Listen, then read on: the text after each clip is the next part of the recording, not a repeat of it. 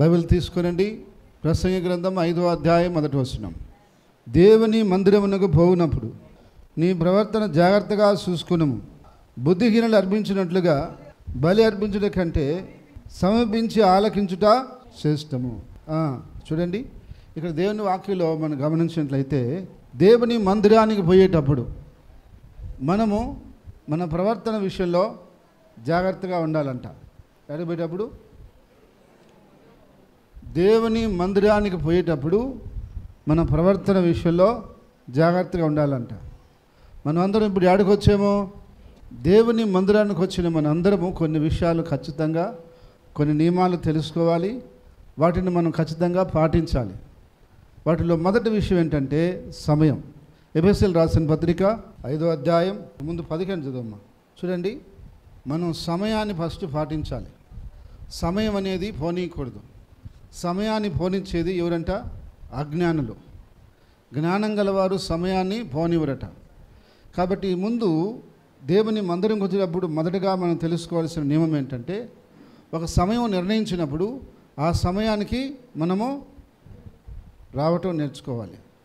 ఆ సమయానికి మనం రాలేకపోతున్నామంటే అదే మనం మొదటి మెట్లోనే తప్పవుతున్నాం, మొదటి విషయంలోనే తప్పవుతున్నాం. కాబట్టి సమయాన్ని ఖచ్చితంగా మనం పాటించి తీరాలి. ఇప్పుడు ఉదాహరణకు నేను మీకు 12:30కో 1 గంటకో ముగిస్తానని చెప్పాను. 4 గంటలకు ముగించాను. అప్పుడు మీరు ఏమంటారు? భద్రకి టైం తెలీదా? టైం చూసుకునేది లేదా?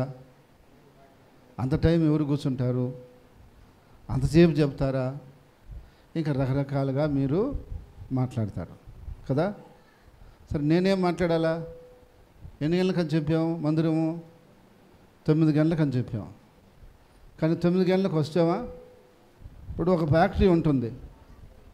ఆ ఫ్యాక్టరీలో కొన్ని వందల మంది వర్కర్స్ ఉంటారు. 8 గంటలకు టైం అని పెడతారు. వాళ్ళు ఎన్ని గంటలకు పోతారు? లేటుగా పోతే ఏమవుద్ది? లోపలికి రానీరు. అంటే ఒక 5 నిమిషాలు లేట్ అయినా సరే లోపలికైతే రానీరు. నువ్వు ఎంత దూరం నుంచి అయినా వచ్చి ఉండొచ్చు, అక్కడి నుంచి తిరిగి వెళ్ళిపోవాల్సిందే. అది ప్రతి ఫ్యాక్టరీలో వాళ్ళు టయాన్ని పాటిస్తారు. ఏం చేస్తారు? టయాన్ని పాటిస్తారు. అలాగే అనేకమైనటువంటి ప్రైవేటు కార్యక్రమాల్లో కానీ, ప్రైవేటు సంస్థల్లో కానీ ఇదే విధంగా టయాన్ని వాళ్ళు పాటిస్తారు. మనం వారం రోజులు ఆ యొక్క కార్యక్రమాల్లో పాల్గొనడానికి, లేక ఆ ఉద్యోగాలు చేయటానికి టయానికి వెళ్తున్నాం. ఏం చేస్తున్నాం? టయానికి లేచి రెడీ అయ్యి వెళ్తున్నాం. కానీ యేసు ప్రభు అడిగింది ఒక్కరోజు ఆయన కాడికి రావటానికి మనం ఆయనకి లేట్ చేస్తున్నాం. ఇది న్యాయమా? వారం రోజులు ఒక పని చేసే యజమానికి భయపడి టయానికి ఆయన కాడికి పోతున్నాం. మనకు సర్వం ఇచ్చేటువంటి దేవుని కాడికి మాత్రం లేట్ చేస్తున్నాం. ఒకవేళ మీరు ఏదైనా వచ్చేటప్పుడు మార్గ మధ్యంలో బస్సు లేట్ అయితే, ఒకవేళ బండి ఏదైనా ఇబ్బంది లేట్ అయితే, దాని గురించి నేను చెప్పను. అది మనము లేట్ అని చెప్పడానికి లేదు, అది ఆటంకం. కానీ మీకు అన్ని వసతులు ఉండి, రాగలిగినటువంటి సదుపాయం ఉండి, మీకు తెలుసుండి మీరు లేట్ చేసి వచ్చారనుకోండి, అది మాత్రం తప్పే. అవునంటారా? కాదంటారా? ఎంతమంది అవునంటారు? దేవుని వాక్యం ఏం చెప్తుందంటే, మనం సమయాన్ని పోనీయకూడదు, సద్వినియోగపరచుకోవాలి. ఎందుకు సమయానికి రావాలో చెప్తాను చూడండి. ఇప్పుడు 19వ వచనం కూడా చదవండి. చూడండి, మనం కీర్తనలతోనూ పాటలతోనూ పాడుతూ స్తుతిస్తూ ఒకరినొకరు హెచ్చరించుకుంటూ ఆదరించుకుంటూ బలపరుచుకుంటూ ఉండాలంట. అయితే మీరు టయానికి రాకపోతే పాటలు అయిపోతాయి. పాటలు అయిపోయిన తర్వాత మీరు వస్తే అప్పుడు మీరు ఏం పాడతారు? ఆ సమయం ఉంటుందా? కానీ దేవుని వాక్యం ఏమంటుంది? ఆత్మతో సత్యంతో దేవుణ్ణి ఆరాధన చేయాలి అంటుంది. ఆరాధన చేయాలంటే పాడాలి, దేవుని స్తుతించాలి, దేవుని గణపరచాలి. అయితే మీరు ఆ టైం దాటిచ్చి వచ్చేస్తే మీరు ఎక్కడ ఆత్మతో సత్యంతో దేవుని ఆరాధన చేస్తారు? మీకు సమయం ఎక్కడ ఉంటుంది? అందుకని దేవుని మందిరానికి వచ్చేటప్పుడు ఫస్ట్ సమయాన్ని మనం పాటించాలి. 2 ఆరాధనలో పాల్గొనాలి. వాక్యం వెళ్ళిపోవటం కాదు, ఆరాధన చేయాలి. దేవుణ్ణి ఏం చేయాలి? ఆరాధించాలి. ప్రభుని మనసారా మనం దేవుని స్తుతించి ఆరాధించాలి. ఆ తర్వాత దేవుని వాక్యాన్ని మనం శ్రద్ధగా వినాలి. చూడండి అపోస్తుల కార్యాలు 17:11.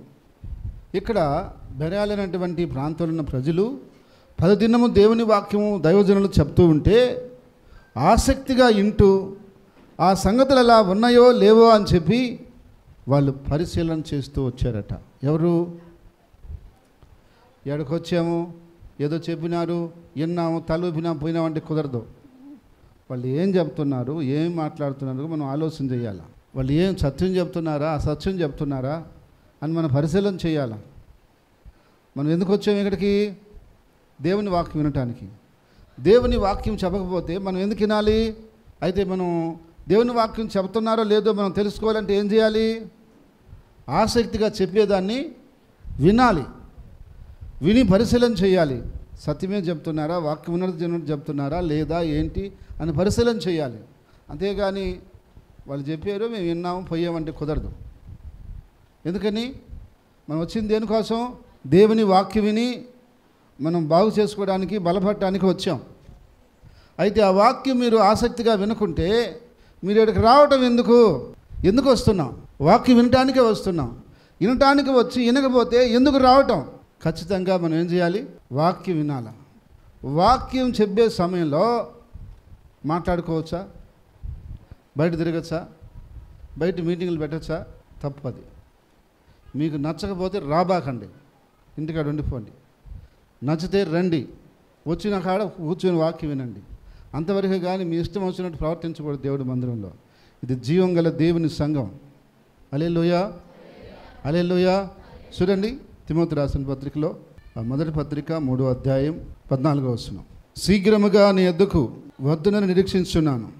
ఆయనను నేను ఆలస్యం చేసినలా దేవుని మందిరంలో అనగా జీవం గల దేవుని సంఘములో జనులు ఎలాగో ప్రవర్తించవలనో నీకు తెలియవలనని ఈ సంగతులను నీకు రాస్తున్నాను. పౌలు చెప్తున్నాడు తిమోతికి, ఒకవేళ నేను ఆలస్యం అవ్వచ్చు, నేను ఆలస్యం అయినానని చెప్పేసి జనాలు అడిగినట్టు ప్రవర్తించడానికి లేదు. జీవంగల దేవుని సంఘంలో, దేవుని మందిరంలో వచ్చిన ప్రజలు ఎలా ప్రవర్తించాలో నీకు ముందుగా నేను రాస్తున్నాను, చెప్తున్నాను. అలాగా వాళ్ళు ప్రవర్తించాలి అక్కడ. ఎందుకంటే వాళ్ళు వచ్చింది ఎక్కడికి? దేవుని మందిరానికి. కాబట్టి ఎక్కడైనా ప్రవర్తించడానికి కాదు. ఇది ఏమైనా సినిమా హాల్ కాదు, లేకపోతే ఇది ఇంకొక షాపింగ్ మాల్ కాదు. మనకిష్టం వచ్చినట్టు పోవటం, రావటం, తిరగటం ఉండటానికి ఒక క్రమం, ఒక పద్ధతి కావాలి. మనం వచ్చింది మందిరంలోకి. కాబట్టి వచ్చినప్పుడు శ్రద్ధగా కూర్చొని వాక్యం వినాలి. నీకు వినటం ఇష్టం లేదా? రాబాకు, నువ్వు పోయి లోకంలో తిరుగు, నరకానికి పో, నీ కర్మ. కానీ నువ్వు బాగుపడాలనుకుంటున్నావా? రా, వచ్చినావా కూర్చో, అయిపోయింది దాకా ఇక్కడే ఉండు. 2 గంటలు ఉండలేవా దేవుని సందులో? 2 గంటల సేపు ఉండలేవా? 2 గంటలు ఇవ్వలేవా దేవునికి? ఇంకెందుకు మనం? కాబట్టి ఖచ్చితంగా దేవునికి ఇవ్వాల్సిన సమయం మనము ఇవ్వాలి. తర్వాత విషయం చూడండి, అపోస్తుల కార్యాలు 12వ అధ్యాయం 5వ వచనం చూడండి. సంఘము ప్రార్థన చేస్తున్నప్పుడు మనం కూడా ప్రార్థనలో ఏకీవించాలి. ఏం చేయాలి? ఏకీవించాలి. సంఘము అత్యాసక్తి కలిగి ప్రార్థన చేసినప్పుడు సరసాలో నుంచి పేతురు విడిపించబడ్డాడు. సంఘ ప్రార్థన అంటే మామూలు విషయం కాదు, అది చాలా బలమైనది. అందుకని సంఘం ప్రార్థన చేసేటప్పుడు మనం కూడా ఏకీవించాలి. కొంతమందికి ప్రార్థన చేస్తుంటే కళ్ళు తీసుకొని చూస్తుంటారు, అటు ఇటు తిరుగుతుంటారు, ఫోన్లు చూసుకుంటుంటారు, ఏమేమో చేస్తుంటారు. ఏకీవించాలి. మనం ఏం చేయాలి? మనం దాంట్లో ఏకీవించాలి. అప్పుడు మనకి ఆశీర్వాదము, దేనికోసమైతే ప్రార్థన చేస్తున్నామో దాని ఫలము మనం చూస్తాం. ఏకీవించకుండా నువ్వు ఏదో సపరేట్గా ఉన్నట్టుగా ఉంటే అది కుదరదు. ఎందుకంటే ఇదొక కుటుంబం. ఏంటిది? ఒక కుటుంబం. అందుకని ఏకీవించాలి. మనం తప్పనిసరిగా ఏకీవించాలి.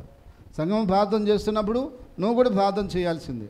సంఘం పాడుతున్నప్పుడు నువ్వు కూడా పాడాల్సిందే. సంఘం వాక్యం వింటున్నప్పుడు నువ్వు కూడా వినాల్సిందే. అంతేగాని నువ్వు ఇష్టం వచ్చినట్టుగా ప్రవర్తించడానికి లేదు. జీవం గల దేవుని సంఘంలో అలా ఉండకూడదు. మనం అలాగా ఉన్నాము అంటే మనం నష్టపోతాం తప్పనిసరిగా.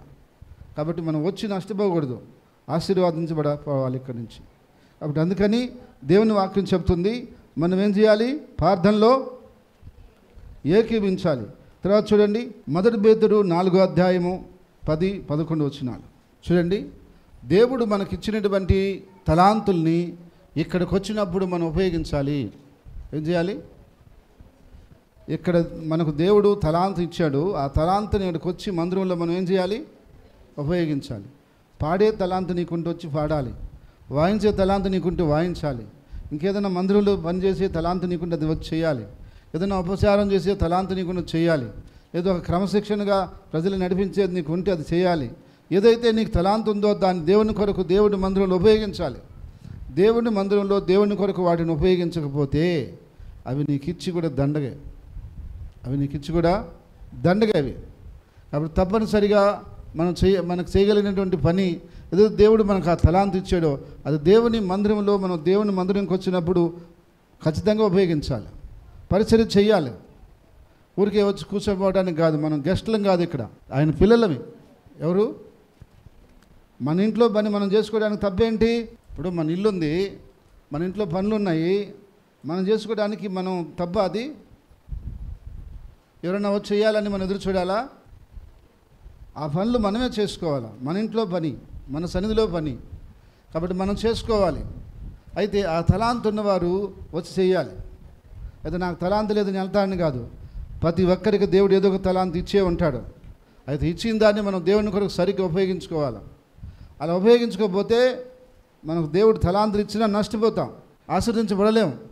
దేవుడు తలాంతులు ఇచ్చి కూడా మనం నష్టపోతాం. అందుకని దేవుడు మీకు ఇచ్చిన తలాంతుల్ని దేవుని సంఘంలో సరిగ్గా ఉపయోగిస్తే మీరు బలపడతారు, సంఘానికి క్షేమం కలుగుతుంది, దేవునికి మహిమ కలుగుతుంది, దేవుని ఆశీర్వాదం మీకు వస్తుంది. అందుకని దేవుని మందిరంకి వచ్చినప్పుడు మనము గెస్టులాగా ఫీల్ అవ్వకూడదు. ఏం చేయాలి? నా తండ్రి ఇంట్లో నేను పని చేయాలి అని మనం పని చేయటానికి ఇష్టపడాలి. ఇక్కడ ఏ పని చేయవలసి వచ్చినా నా పని, నా సొంత పని, నా తండ్రి ఇంటి పని అని మనం భావించి చేయాలి. అది మనకు ఆశీర్వాదం, అది మనకు మేలు. తర్వాత విషయాన్ని చూడండి. ఎబ్రిల్ రాసిన పత్రిక 13వ అధ్యాయం 17వ వచనం చూడండి. సంఘ కాపరికి సంఘంలోకి వచ్చినప్పుడు మనం లోబడాలి. ఆయన ఇలా వచ్చి కూర్చోమనంటే అలా కూర్చోవాలా. నేను పోయి కుర్చీ ఆడేసుకొని కూర్చుంటాను అనకూడదు. లేదా ఒక పని చెప్పినప్పుడు అది చేయాలా. లేదు ఇలాగ ఉండండి అని చెప్పిన ఇలా ఉండాలా. దేవుని యొక్క సేవకునికి, సంఘ కాపరికి, నాయకుడికి మనం లోబడితే మనకు ఆశీర్వాదం. ఒకవేళ లోబడకపోయినా ఆయన కొట్టడం, బాధపడతాడు. దుఃఖంతో ఆ పరిచర్య చేస్తే మనకు మేలు కాదు అంటున్నాడు. కాబట్టి అందుకని దేవుని వాక్యం ఏం చెప్తుందంటే, దేవుని సంఘంలోకి వచ్చినప్పుడు సంఘ కాపరికి ఖచ్చితంగా మనం విధేయత చూపించాలి. అది సంఘ క్రమము. తర్వాత ఇంకా మనం చూస్తే 1 కొరింథీ 14వ అధ్యాయం చివరి వచనం ఎట్లా చేయాలి? క్రమము, మర్యాద ఉండాలి. ప్రతిది కూడా ఎట్లా ఉండాలా? ఒక క్రమము, ఒక మర్యాద ఉండాలి. దేవుని సంఘంలో క్రమం ఉండాలి. ఎట్లా ఉండాలి? ఇప్పుడు కూర్చున్న ఒక క్రమం ఉండాలి, ఒక పని చేసిన ఒక క్రమం ఉండాలి. మనకి ఇష్టం వచ్చినట్టు చేయకూడదు. ఎందుకంటే ఒక క్రమంగా ఉండాలి. ఇప్పుడు వరుసగా మీకు కుర్చీలు వేసి పెడతారు, మీరు వచ్చి ఏం చేయాలా? క్రమంగా కూర్చోవాలా. దాన్ని లాక్కొని పోయి ఆడేసుకొని కూర్చోవటం, లేకుంటే నువ్వు అక్కడక్కడ కూర్చోవటం కాదు. ఒక లైన్గా, ఒక క్రమంగా కూర్చోవాలి. ఎందుకంటే ఒక క్రమం ఉండాలి మనకి. అంతేగాని ఎటబడితే అటు నడుచుకోవడానికి లేదు దేవుని సంఘంలో. ఆ క్రమము, మర్యాద లేకపోతే అది సంఘం కాదు. కాబట్టి అందుకని దేవుని యొక్క వాక్యం ఏం చెప్తుందంటే, క్రమముగాను మర్యాదగాను జరగనీయమంటున్నాడు. కాబట్టి సంఘ క్రమం ఏదైతే ఉంటుందో ఆ క్రమానికి మనం లోబడాలి, ఆ కట్టుబాట్లకు మనం లోబడాలి. లోబడకపోతే మనం ఆడికి పోయి ఉపయోగం ఏంటి? మొన్న మా అమ్మ నెల్లూరు వచ్చింది, పెళ్ళికన్నా వచ్చింది, తెల్లారి ఆదివారం.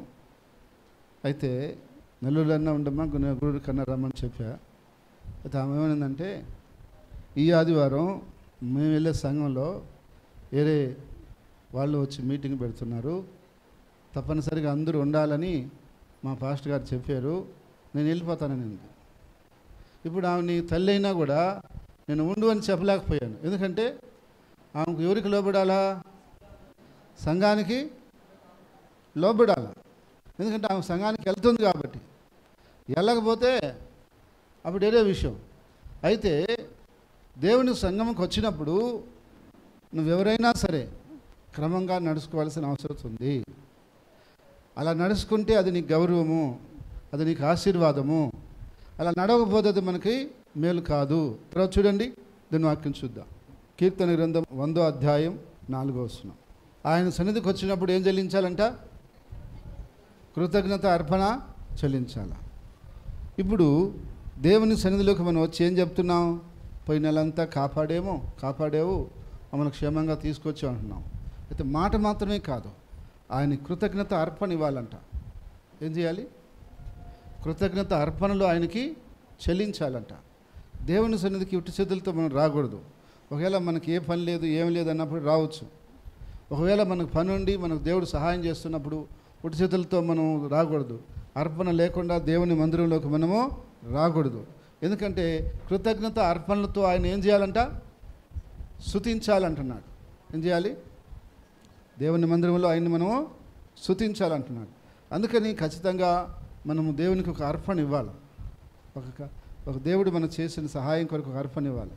అది కాకుండా దేవుని మందిరంలో ఆహారం సమృద్ధిగా ఉండటం కొరకు దశమ భాగం కూడా ఇవ్వాలి. ఎందుకని? దేవుని పరిస్థితి ఇంత జరుగుతూ ఉందంటే, ఇన్ని చోట్ల తిరుగుతూ ఉన్నాం, ఇన్ని కార్యక్రమాలు చేస్తున్నామంటే దీనంతటికి ఎంతో ఖర్చు ఉంది.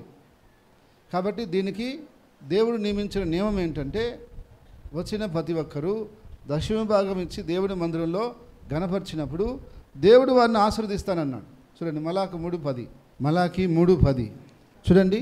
మందిరంలో ఏముండాలంట? సమృద్ధిగా ఉండాలి. మందిరంలో కొదవ అనేది కనపడకూడదు.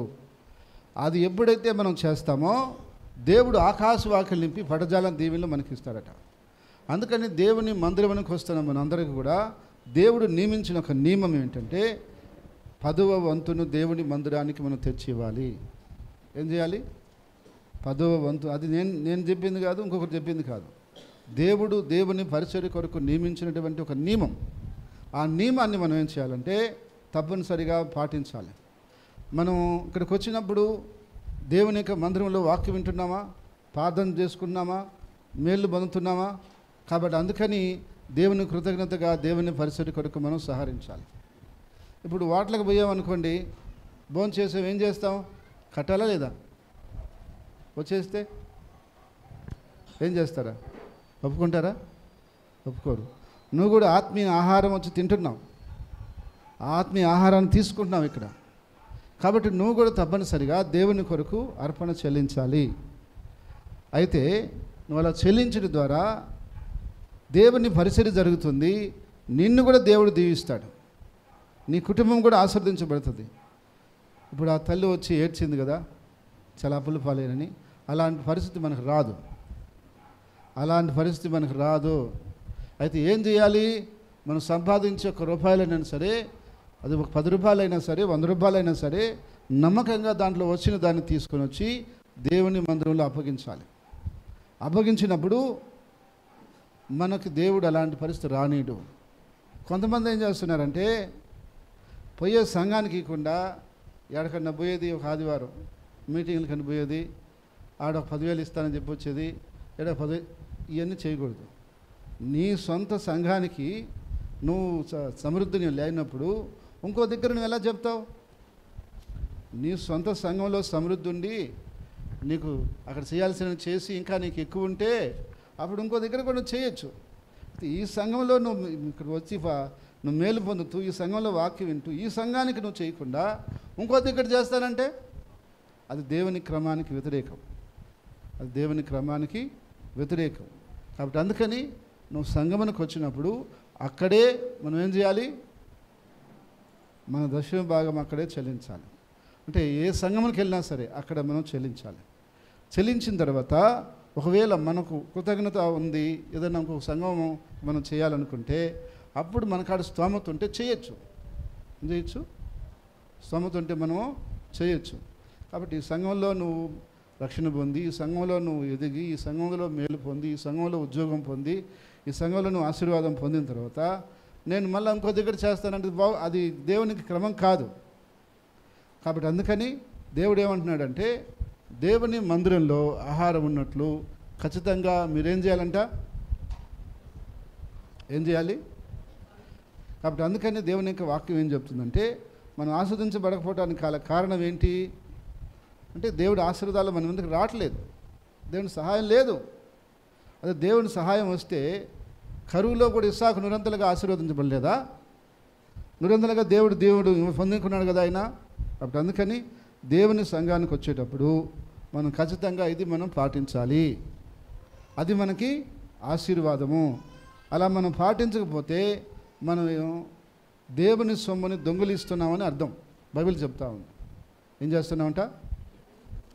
దేవుడికి ఇవ్వాల్సిన సొమ్ముని మనం దొంగతనం చేస్తున్నామంట. చేయొచ్చా దొంగతనం చేయొచ్చా? చేయకూడదు. కాబట్టి అందుకని క్రమంగా మనం దేవునికి అర్పించాల్సిన అర్పణ దేవుని మందిరంకి వచ్చేటప్పుడు మనం అర్పించాల్సిందే. అలా అర్పించడం ద్వారా దేవుడు మనల్ని ఇంకనూ ఆశీర్వదిస్తాడు. తర్వాత ఇంకా దేవుని మందిరంలో మనల్ని ఆటంకపరిచే విషయాలు ఏదైనా ఉంటే వాటిని మనం సరిచేసుకోవాలి. ఇప్పుడు అందరికీ సెల్ ఫోన్లు వచ్చాయి. సెల్ ఫోన్ని కొంతమంది ఏం చేస్తున్నారు? దాన్ని మధ్యలో చూసుకుంటా వాక్యం వినకుండా డిస్టర్బ్ పడుతున్నారు. కొంతమంది ఫోన్లు వచ్చి బయటకు వెళ్తున్నారు. ఇవన్నీ ఉండకూడదు. దేవుని సంఘంలోకి వచ్చిన తర్వాత కొన్ని సంఘాల్లో అయితే ఈ మధ్య ఫోన్లు తీసేసుకుంటున్నారు. బాగానే ఉంది, ఫోన్లో నన్ను పెట్టమంటున్నారు. ఎందుకని అంటే వాళ్ళకి డిస్టర్బ్ అవుతుంది, సంఘానికి డిస్టర్బ్ అవుతుంది. ఒకవేళ మీరు ఫోన్ తెచ్చుకుంటే దాన్ని సైలెంట్లో పెట్టండి, లేదా ఫ్లైట్ మోడ్లో పెట్టండి, లేదంటే స్విచ్ ఆఫ్ వేసేసేయండి. లేదు ఈ బాధలన్నీ ఎందుకని ఇంటికాడ పడేసారండి. ఎందుకని అది మనకి ఇబ్బంది కలిగించకూడదు. దేవుని సంఘంలో ఏం కలిగించకూడదు? ఇబ్బంది కలిగించకూడదు. కాబట్టి అందుకని దేవుని సంఘంకి వచ్చే మనం ఎప్పుడు నువ్వు ఫోన్ వచ్చిందని లేచిపోతావు, పక్కనోడు డిస్టర్బ్ అవుతాడు.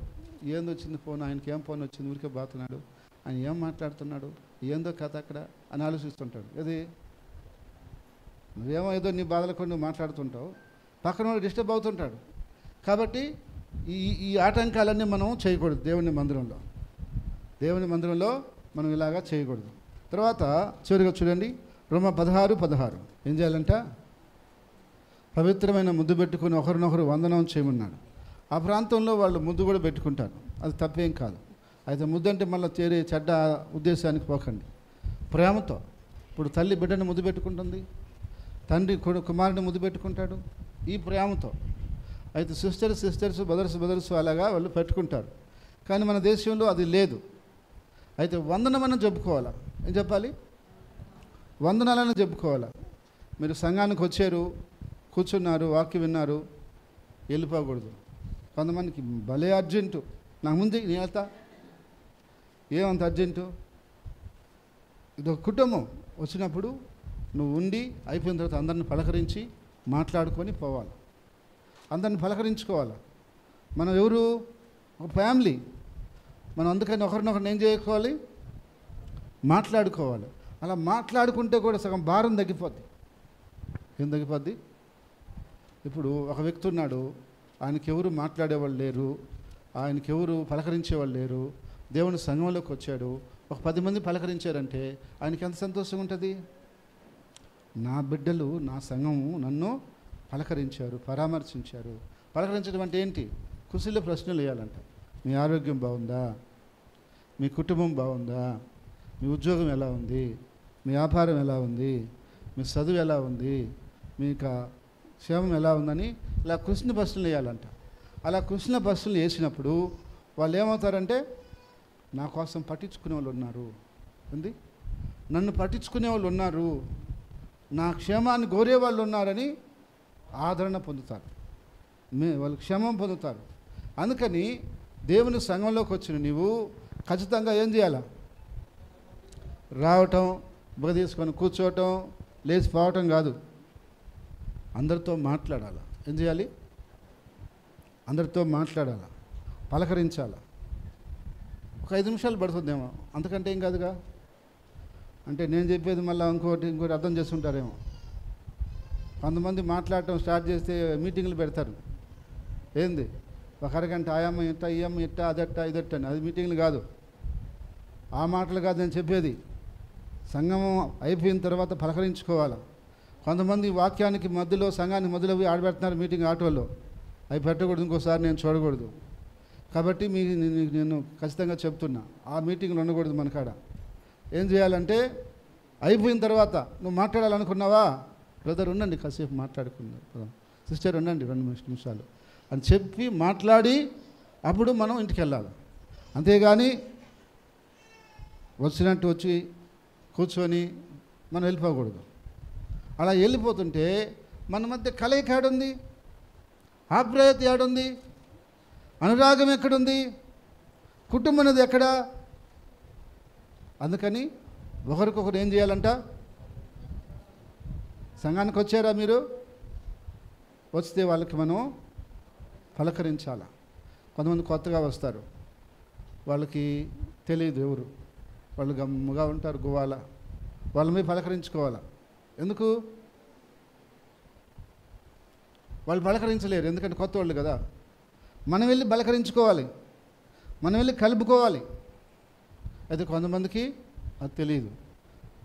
ఇది నాకు తెలుసు, ఈమెతో నేను మాట్లాడతా, ఆమె నాకు తెలుసు, ఆమెతో నేను ఇంతే వెళ్ళిపోవటం. అది కాదు. అందరినీ మనం ఏం చేయాలి? పలకరించాలా, మాట్లాడాలా, వందనాలు చెప్పాలా. ఇది క్రమము, మందిరం యొక్క క్రమము. హల్లెలూయా. దేవుని మందిరములోకి వచ్చినప్పుడు మనం పాటించవలసిన నియమాలు ఇవి. ఇవన్నీ ఖచ్చితంగా మనం పాటించాలి. పద్ధతి కూడా నేను చెప్పింది వాక్యానుసారంగా చెప్పాను. కాబట్టి అయిపోయిన తర్వాత మీరేం చేయాలి? ఒకరికొకరు వందనం చేసుకోవాలి, పలకరించుకోవాలి. అది మనకు చాలా సంతోషంగా ఉంటుంది, చాలా ఆదరణగా ఉంటుంది, చాలా రిలీఫ్గా ఉంటుంది. ఎందుకంటే మన లోపల ఉండేటువంటి ఒక బడ్డను కూడా అది పోతుంది, ఒక టెన్షన్ కూడా పోతుంది. ఒకసారి కొన్ని ఒత్తిడి ఉంటుంది, మానసికమైన ఒత్తిడి. వేరే వాళ్ళు మనం పలకరించడం ద్వారా ధైర్యము, ఆదరణ కలుగుతుంది. కాబట్టి అందుకని ఒకరికొకరు ఖచ్చితంగా వందనం చేసుకోవాలి, పలకరించాలి. ఇది దైవ క్రమము, సంఘ క్రమం. కాబట్టి మీరు సంఘంలోకి రావాలనుకుంటే ఇవన్నీ మీరు చేయాలి. మాకు వద్దయ్య అంటే రాబాకండి, మహామాటలు లేకుండా చెప్తున్నా. ఎందుకంటే సంఘం ఇది ఒక కుటుంబం. ఈ కుటుంబంలోకి వచ్చినప్పుడు ఇట్లానే ఉండాలా. ఎందుకంటే ఇది దేవుడు నియమించిన క్రమం. కాబట్టి ఈ క్రమాన్ని మనం ఖచ్చితంగా పాటించి తీరాలి. ఇందులో రాజీ లేదు. ఇలా నడుచుకుంటే ఆ సంఘము క్షేమంకరంగా ఉంటుంది, ఆ సంఘంలో ఉన్న బిడ్డలు బాగుంటారు, వర్ధిల్లుతారు. కాబట్టి అట్లా లేకుండా నా ఇష్టం వచ్చినప్పుడు వస్తాను, ఇష్టం బాగుతానంటే కుదరదు అది. ఎందుకంటే ఇది మందిరం, తెలియ కింద ముందు చేసి ఉంటారు. ఇక్కడ నుంచి అలా చేయకండి, ఇక్కడ నుంచి జాగ్రత్తగా నడుచుకోండి. ఎందుకంటే జీవం గల దేవుని సంఘం ఇది. ఏంటంట? జీవము గల దేవుని సంఘం ఇది. ఈ సంఘములో జనులు ఎలాగ ప్రవర్తించవలనో జాగ్రత్తగా చూడంటాడు. కాబట్టి అందుకని ఈ సంఘంలో మనం జాగ్రత్తగా ప్రవర్తించుకుంటే దేవుడు మనల్ని, మన కుటుంబాల్ని, మన పిల్లలని, మన కలిగిన సమస్తాన్ని ఆశీర్వదించి వర్ధలు చేయనుగాక. ఆమేన్. అందరం పైకి లేద్దాం. క్రీస్తునందు ప్రియ సహోదరి సహోదరులందరికీ ప్రభు యొక్క నామములో వందనాలు తెలియజేస్తున్నాను. గత 28 సంవత్సరాల నుండి ప్రభు యొక్క పరిచర్యలో కొనసాగటానికి ప్రభు ఎంతగానో కృప చూపించుకున్నాడు. అయితే ఈ సంవత్సరం నుండి జీసస్ సేవ్ టీవీ ద్వారా దేవుని వాక్యాన్ని అనేకులకు అందించడానికి దేవుడు మా మీద ఎంతో కనికరం చూపించున్నాడు. దేవుని వాక్యాన్ని ప్రతి వారం మీకు ఈ ఛానల్ ద్వారా అందిస్తున్నాం. ఈ వాక్యం ద్వారా మీరు బలపరచబడుతున్నట్లయితే తప్పకుండా మీ స్పందన మాకు తెలియచేయండి. ఇలాంటి స్వచ్ఛమైన యథార్థమైనటువంటి వాక్యం కొరకు మీరు ఆశపడుతున్నట్లయితే, ఎదుగుతున్నట్లయితే మా ఆరాధనలో పాల్గొనండి. తప్పక దీవెన పొందండి. ప్రతి ఒక్కరిని ప్రేమపూర్వకంగా ఆహ్వానిస్తున్నాం. అందరికీ వందనాలు. Address grace fair hall, Edayapalem, railway station road, Nellore. Branch సంఘాలు గూడూరు, నెల్లూరు, నాయుడుపేట, జయంపు, ఆర్మేన్పాడు, రామరెడ్డిపాలెం, కామిటిగుంట. తప్పకుండా మా యొక్క ఆరాధనలో మీరు పాల్గొని దీవెన పొందాలని కోరుతున్నాం.